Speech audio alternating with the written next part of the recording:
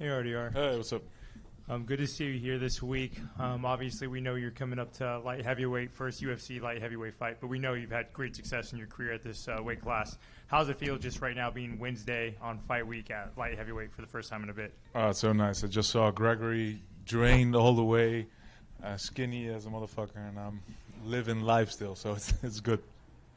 Earlier this week, you mentioned you just had taken the joy from you cutting that weight and stuff, just like mentally, just like and in camp. Just walk us through the previous few weeks as you got closer and closer to this one, just how differently mentally you were approaching this fight. Yeah, so basically last 6 weeks for a middleweight fight, the main focus is making weight. I eat 2 meals a day, as tiny as possible, and just grind to get down. And this time I can just have breakfast. I'm still eating good, of course, but bigger portions, and makes recovery so much better as well. I've been able to go hard, train hard twice a day. It's been a long time since I've been able to train this hard. Great. And then, Roman's had some success at light heavyweight already, and we're seeing some trends of other middleweights moving up. Are you excited to kind of put your name back in that conversation and be like, hey, look, these guys did it. I already have a win over Robert Whitaker. I'm going to get a win over Roman Dolidze. And then, hey, look, I'm the middleweight that moved up to light heavyweight you guys should be looking at. Yes. Fair play. What would a win on Saturday mean for you in terms of your standing, do you think? Would you be able to the next fight right into the rankings? Where do you vision yourself in this division? Maybe not yet into the ranking, but it'll give me a chance. If I do well and I put him away, I think it'll give me a chance to fight in the top 10 next. And it's a new start. It's basically like when I came into the UFC, was fighting a vet in my first fight as well. And I feel the same. If I can put another run like this together, I'll be up on the top quickly, hopefully. Great. And last one for me. We asked Threads to send some questions over. There's a fan question for you that said, what's the biggest lesson that the fight game has taught you? Don't cut so much weight. All right. Thank you very much. Hey, brother. Hey, I think it was interesting to see how open you were about, the things that were going on at 85 and the illnesses and things like that. And you said at one point, you were having trouble just walking up the stairs. Is everything taken care of now? Are you 100% with everything and the tests and all that?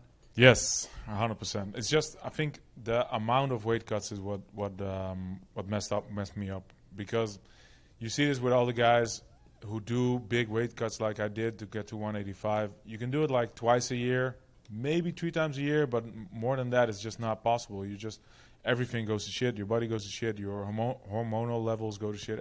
Everything goes into trash. Was there a point where you had to just stop training completely to fully recover? Yeah. After the Brendan Allen fight, that was when I walked up the stairs, I was out of breath. Yeah.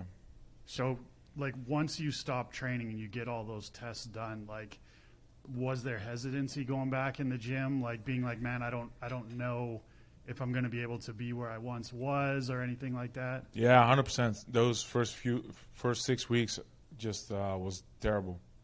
Just doubt everywhere. Can I get my body back to normal at all? Yeah. So what do you think the turning point was? Was it a certain day or a sparring session or? No, not really. I did figure it out very completely. I did a lot of stuff. It's pretty specific, but I did a lot of therapy stuff for my body. And after I did that, I got instantly a lot stronger. Yeah. So physical therapy, was there any mental coaching or anything like that, or no? No. Last year, I think it was close to around this time, you and Fluffy were supposed to meet. Yeah. Have you guys talked at all this week? Have you ran into each other? No, I haven't seen him yet. But that's going to be a very cool fight. Gregory and Fluffy is going to be a banger. Yeah. And last one, now that you're in the 205 division, I know a lot of guys say I'm only focused on the guy in front of me, but there's some pretty cool names in this division. Any dream fights, any dream matchups there? No, and a lot of cool names coming up as well, I think. We might see Hamzat coming up one day, Dricus maybe coming up, so all those cool matchups that I left behind me at middleweight might be following me back up. So, Paulo Costa would be cool. There's so many cool names. Yeah. If you could pick one to come up, Dricus or Hamzat, who would you take? Treekers now, I think, yeah. Okay, thank you, guys. Hey there. Yes. What's up?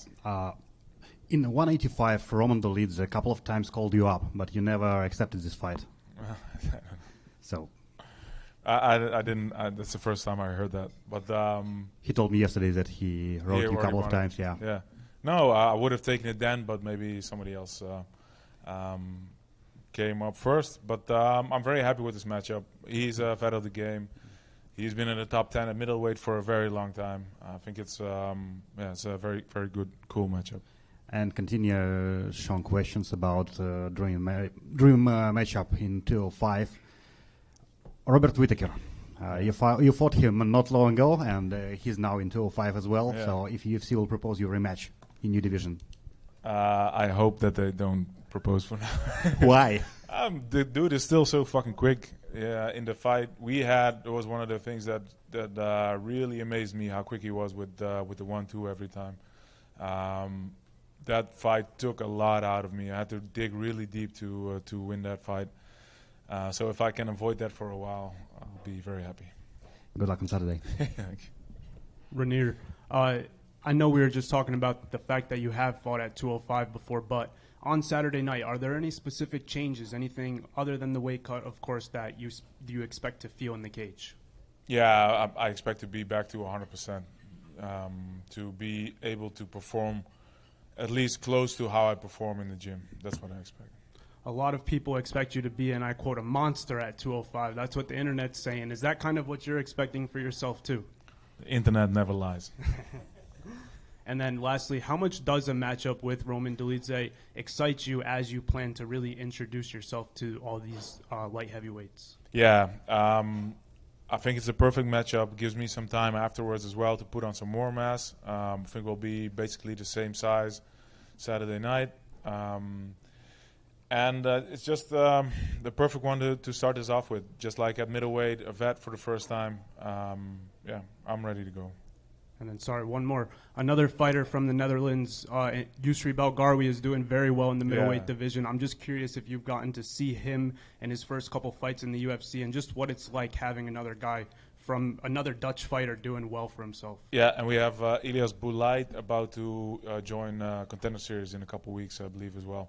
So the Dutch are doing good, which is very cool. And I was very, very pleasantly surprised with how well Yusri did in both of those fights.